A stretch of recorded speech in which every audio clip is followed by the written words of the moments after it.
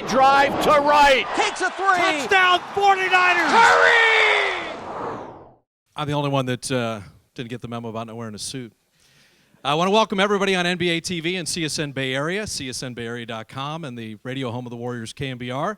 I'm Bob Fitzgerald, the Warriors TV broadcaster, and we are here for Steve Kerr winning the Coach of the Year award, the Red Auerbach Award for the NBA.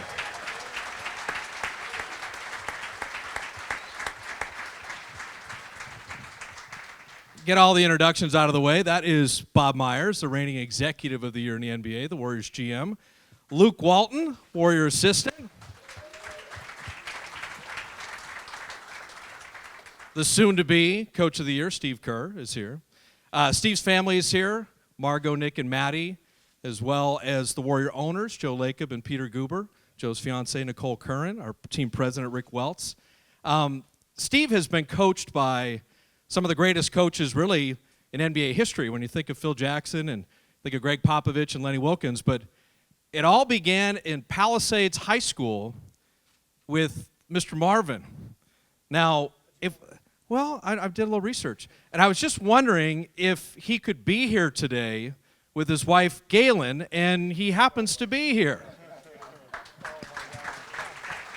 So Jerry Marvin and his wife, Galen, Steve's coach from Palisades High School.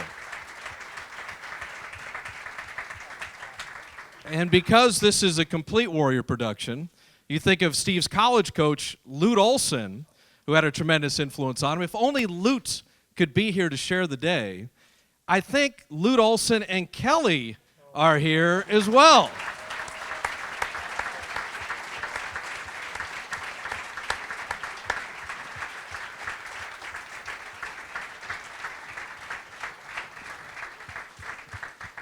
Got a lot of coaches in this room with a lot of accomplishments. Because it is mandated by Raymond Ritter, we talk about strength in numbers, and Steve coined that phrase a year ago, actually. And I got to run a bunch of numbers at you. The best start in NBA history at 24-0. The most road wins in NBA history with 34. The best home winning streak bridging the two seasons, 54. The most threes ever in NBA history, 1,077. And then never lost consecutive games ever in the season. That had never been done before. And then last but not least, 73-9, the best record the NBA has ever seen in 70 seasons. Now,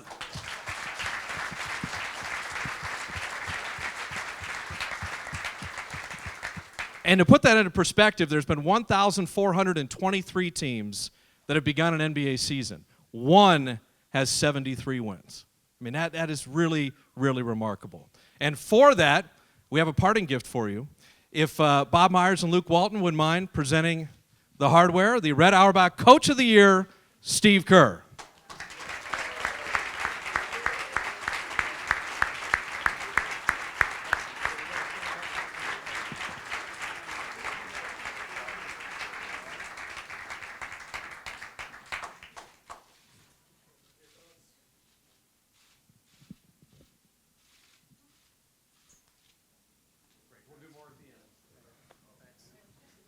Get the obligatory photo op out. We'll have photos all at the end of the extravaganza here, as per Raymond.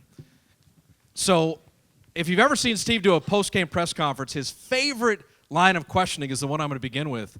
Steve, talk about winning the Coach of the Year award. No question, just talk about it? I just did that because you love it so much.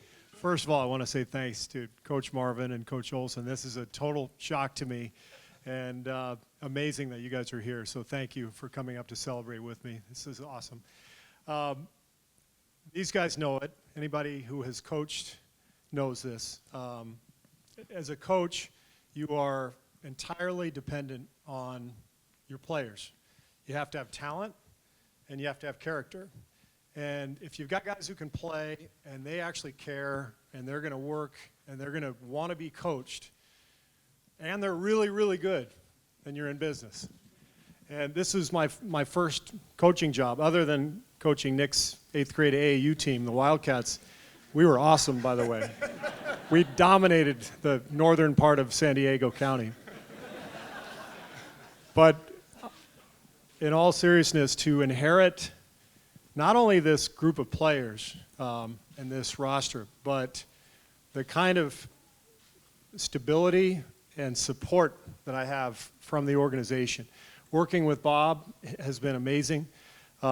Peter and Joe, just an unbelievable ownership group that provides us with everything we possibly could need in order to win. Not just resources, but emotional support and friendship, which is fantastic. Rick Welts, the entire front office, the entire group of people upstairs. There's such a great community up there. And to inherit that with my first job, honestly, I am the luckiest coach around. And but I really want to single out the players because we are remarkably lucky, and I know everybody agrees with that. This is an amazing group of players who care about each other, they care about winning, and they let us coach them, and that's awesome. Bob, the selection of Steve Kerr and the success the team has had, and your thoughts on the Coach of the Year award. I don't think everybody quite knows what you've had to go through this year, and you deserve this award. And you don't deserve it for winning, in my opinion, 73 games. You deserve it for coming to work every day with how you've had to feel. And no one quite understands that, except for the people that you go to work with every day. So I just admire your courage. I admire you as a person. And when we hired you, a lot of people, and they were right, said you guys found a great coach. And we did. But I found a great friend. And I love going to work with you every day. I hope you are here as long as you want to be here.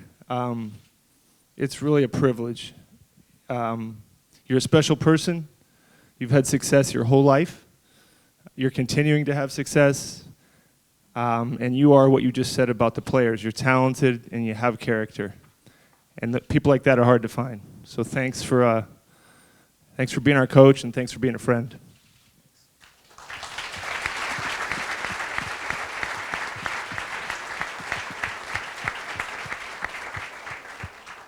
Luke, talk about when Steve first fell ill and what kind of responsibility that put on the coaching staff and how everybody kind of banded together for Steve, the players, and the coaching staff had an amazing interaction and flow of ideas. Steve was still texting and staying involved and kind of consulting for his own team.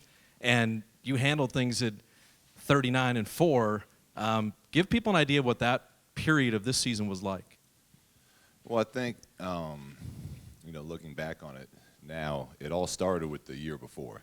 And when we had a coaches retreat up in Napa, and we were all getting to know each other and watching film on the team that we were getting ready to take over.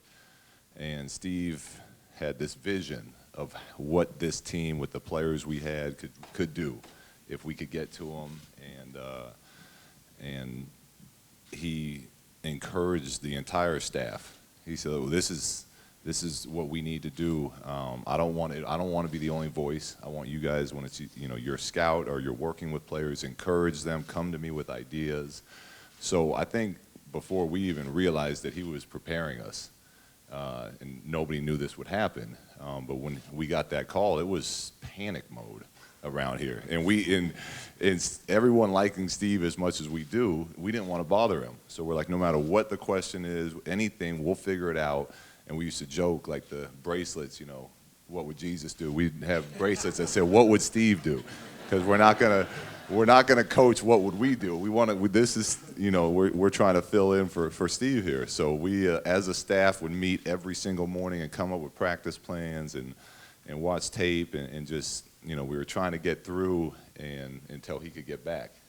And obviously it lasted longer than any of us thought or hoped, but I think the way he leads and the responsibility he gives to the other people and encouragement allowed us to succeed, even when he wasn't here to be that top guy. Just speaks to his overall coaching and leadership ability. Steve, you talked about the players, and I think the players felt a responsibility to not let you down, not let the organization down, not let the fans down. and there was that great interactivity, and it still is there. If a player at, Leandro Barbosa in Portland, let's run this out of bounds play. Let's try to play this way.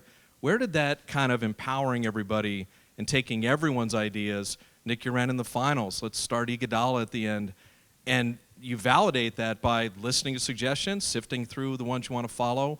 Where did that idea as far as management really come from for you? Well, I really have been as lucky as anybody in terms of the coaches I've played for. Going way back to Coach Marvin in high school and Coach Olson in college, and then in my NBA career, Phil Jackson, Greg Popovich, Lenny Wilkins, Cotton Fitzsimmons, Hall of Famers up and down the list. And everybody told me the same thing when I took this job. Be yourself. Take what you can from the people you've learned from, but then be yourself and put that together. And I always felt that when I had a voice as a player, when a coach allowed that for me, that was powerful, that it made me feel stronger about my own role and about the team.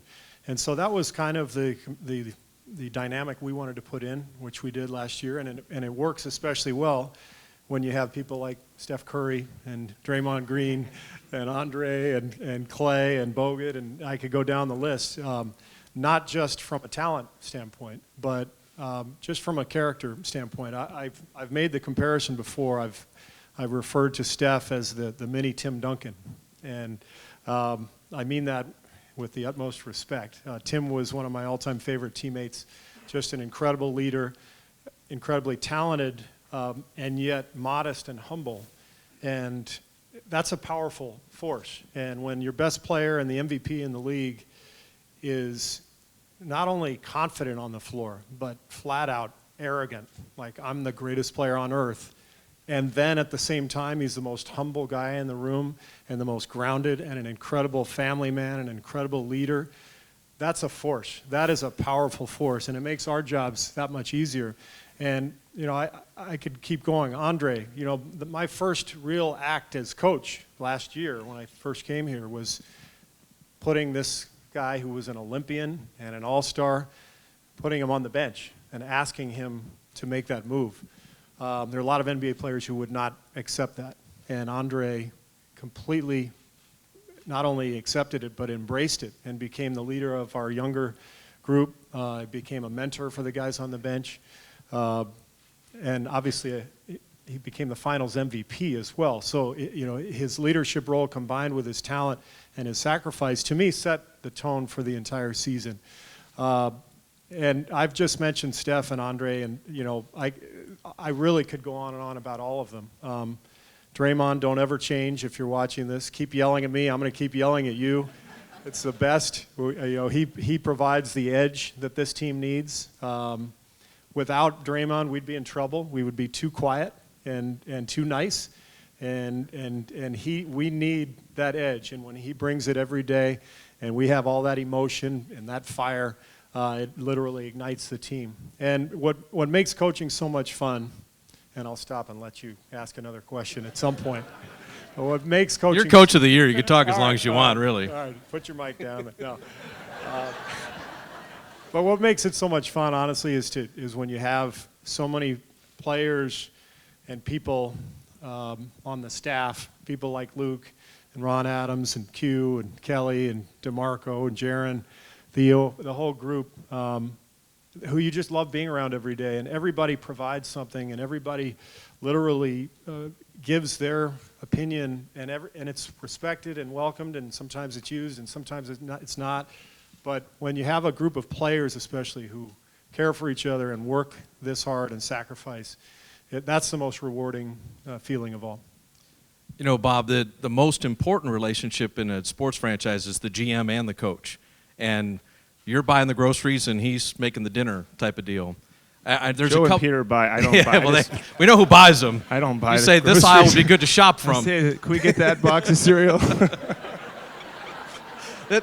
Steve had told me before that the chemistry comes from the bottom of the roster. And so he has a unique insight into some of the roster players. And I think of Brandon Rush. And we made 3 threes the year before. Gets along with the guys, huge part of the team chemistry. And Steve kind of said, he's scrimmaging well, don't give up on him, believe in him. Mo Spates scuffled a little bit at the beginning of this year, and then Festus went down, and Mo was a revelation defensively as well as offensively. Steve has that ability with reserve guys to empower them and make them feel really important, and now it matters more than ever with the depth of this roster. Tell people about those conversations with you and Steve and Joe and Kirk and everybody as far as building this roster and just what that has meant top to bottom. Yeah, I'm going to answer that, but I didn't do something before. This guy deserves a lot of credit, too. You should cut off a little.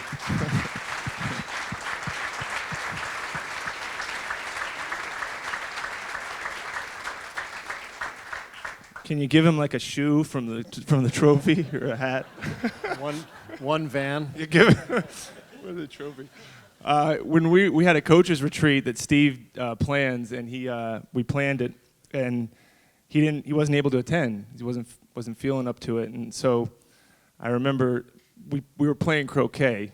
So just let that go for a minute. We were playing croquet with the Joe, staff. you didn't hear that. Yeah, right? yeah. We were studying. That's what you're paying for on Yeah. those retreats. I said, put me with Luke. So we split up into teams. And as we were playing, and by the way, I was off. You were pretty good. I was bad. But I remember we were playing. I said, hey, man, you might be coaching this team. And I remember being a little bit of trepidation about that. I'm sure Luke had some. But you did an unbelievable job. And I kept waiting for you to change with your success, because I've seen so many people change with success. I kept waiting for you to become someone else, because you were getting adulation and you're obviously making your own mark. But I never saw for 1 second you waver from your character and who you are and your support of Steve, and knowing that you were just holding down the fort. And I just think that's tremendous. That is such a rare quality, to be unaffected and to stay who you are. So that was awesome, and I appreciate it.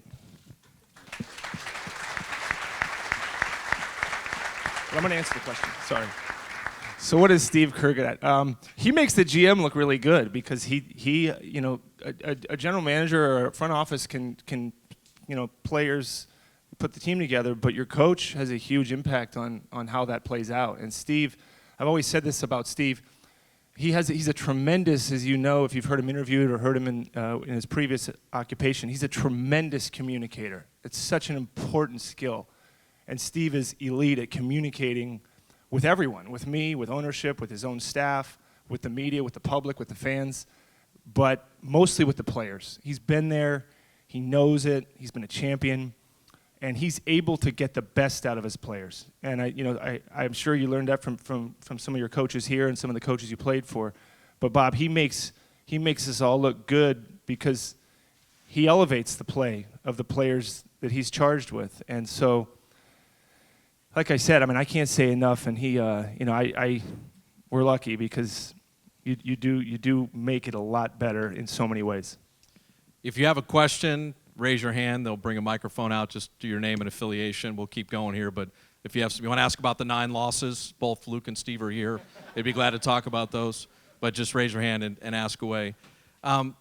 Luke, when you were receiving texts and things from Steve, what was that like in terms of suggestions? I know the guys you're having fun with them. I know when we won a lot of games, it was, Steve was, hey, thanks for the win again and things like that.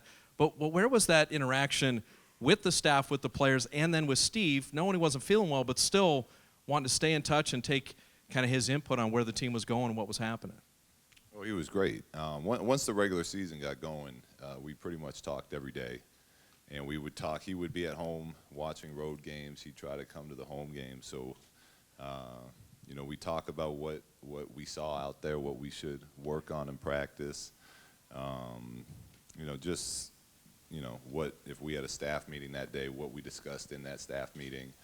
And we just bounce ideas off each other like we always do. We just did it over text and phone calls. And I remember it every time that I would be, anxious or nervous or worried about something, he would constantly remind me, we have really good players out there. We're going to be just fine. So he he was definitely there was definitely that you know, he had his hand on what we were doing and constantly giving us the confidence going into each game. I could be tough on him too. Like when we lost to Milwaukee, I was in the locker room. I mean, I ripped into him. I mean, what were you thinking here? I mean, now we're only 24-1. You know, you're going to have to do a better job. And no, but I do want to just follow up on that and say, you know, I mean, I'm pretty sure no major award in the NBA has ever been won by an individual who actually took part in 39 games, right? Nobody's won the MVP or Rookie of the Year or Coach of the Year. So to me, what this Coach of the Year award is about, it's about what we've built, what we've all built. You know, the players, management, the front office, and the coaching staff. When you win, you know, Bob says this all the time, you know, it's amazing how much you can succeed when nobody cares who gets the credit. It's a John Wooden quote, and it's absolutely right. And Bob is one of the most modest people I know. He put together this amazing roster, and yet he's given me the credit today. Luke is the same way. We've got an entire group that understands if we just work together, we can achieve great things. And then a lot of awards individually will come. And that's great, and the trophy means a lot, but really what means a lot is just the everyday association with our team and the coaches who worked so hard when I was away to not only keep things going, but to get off to the greatest start in NBA history. So pretty lucky to have this group. Take us inside 72 wins as a player, but 73 as a coach. As it got down to the final weeks, what was that like, having lived it and played, and then coaching in a team pushing for it and the players saying, we're going for it. Don't think about sitting me down. We want to make history. You know, you were in the rare position of having done both. Well, I actually cared a lot more as a player, I'll be honest. As a coach, You're saying you don't care? I don't really care, 73, whatever. I wanted it for the players, but what I wanted more than anything was for everybody to be healthy during the playoffs. And ironically, of course, we make through it, the 73 wins, and we're totally healthy. And now we get injured during the playoffs. And as we've seen, not only with Steph, but with other players, nothing's guaranteed. And so I'm really glad that our players made it clear they wanted to go for it because it helped guide me in terms of how we coached as a staff down the stretch. It's something that will never be taken away from the players and the organization. And I'm very proud of it. And now we're about keeping things rolling and getting Steph healthy and trying to do it again. Hey, Go Coach, ahead. it's Allie with TNT. I've only known you a short amount of time, but it's so in your nature to deflect the attention away from you and give credit to your staff and your players. So when you saw them today, what was their reaction? What were some of the things that the players said to you? Well, they all came up and congratulated me, and it was really nice. I mean, they're as I said, they're fun to be around every single day. We laugh and joke and have a great time at practice, and so we didn't, you know, they all congratulated me, and I thanked them for basically giving me the award. Nobody gets the award unless they have great players, you know, and we truly do. We know that. But it was just a good way to start the day, and then we had a good film session, and then business as usual. Bonnie, go ahead. Steve, you elaborated on this earlier, but as a guy who took over this job, talk about what it is, the kind of tone you wanted to set, because we've seen and heard a lot of things that you do, but we also know that you do a lot of things that never see the light of publicity. So just talk about the tone you wanted to set when you first came to this franchise. I think the biggest thing that we wanted to do as a staff was respect what came before us. You know, Mark Jackson did a great job turning this franchise around, helping the Warriors become a defensive-minded team. When we came in, the Warriors were already fourth in the NBA in defensive efficiency. And so we walk in as a staff, we go, man, this is awesome. We already have a foundation to build upon, and let's try to get better. And so that was our message to the team was, hey, you guys are already really good. You won 52 games last year. How can we get better? And these were the things that we thought we could improve. And we wanted their input. I think, frankly, we were pretty lucky that we came in. And a lot of this, and and Bob can tell you this, you know, in the NBA, a lot of this is timing. You know, if you're lucky enough to have players maturing at the right time, coming together at the right time, and you add a piece here or there that makes a difference, now all of a sudden you've really got something. We didn't have to go through this painful rebuilding process that a lot of staffs have to. So we come in, we inherit this great team that is really good, but can get better. And that was our whole focus, and our players embraced it, and it really took off right away because I think it was ready for that. Diamond, go ahead. Steve, Bob was saying yesterday how getting the 73 win season, he got more fulfillment out of it, knowing what you had gone through. Obviously, if you could choose, you wouldn't go through what you went through, but do you feel the same way in terms of this being more meaningful, knowing that you'd spent a lot of time hurting and struggling? Yes. I do. This was it's the hardest year of my life. Not even close.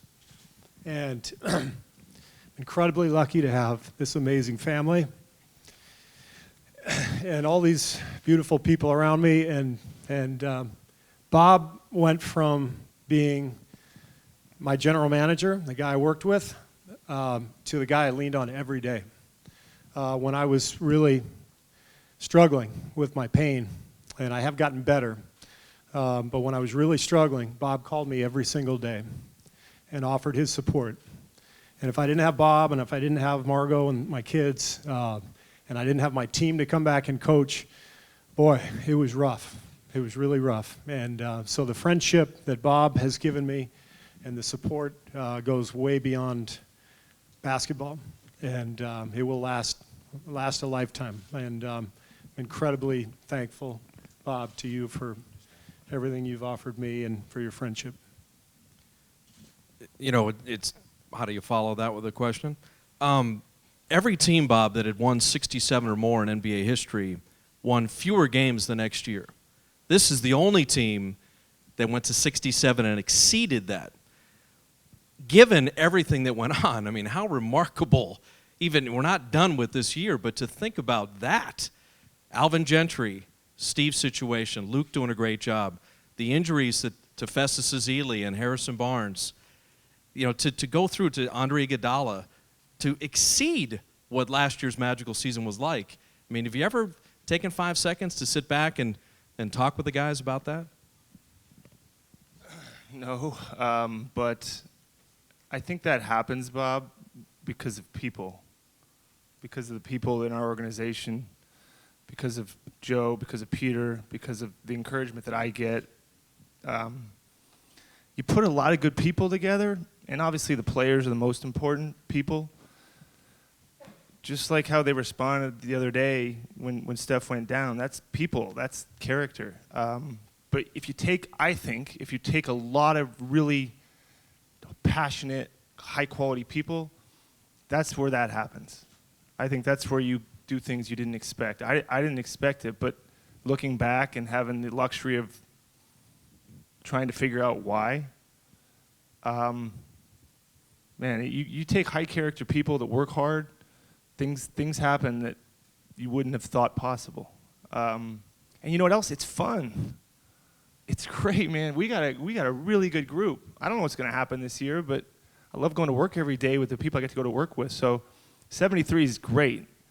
But anybody that's played on a team or been around professional sports, or I don't care what sport, it's the people that you do it with that you remember. And winning a championship and winning records, that's nothing wrong with that either. But it's the camaraderie. That's why everybody loves team sports. You know, there's nothing like it. So that's how I think you go from 67 to 73. It's good people. Steve's going to be available on the dais here. We have a bunch of photo ops here. I want to thank all of you for coming. We'll see you at the playoff game tomorrow against Houston. Steve Kerr, Luke Walton, Bob Myers, and congrats again to Steve.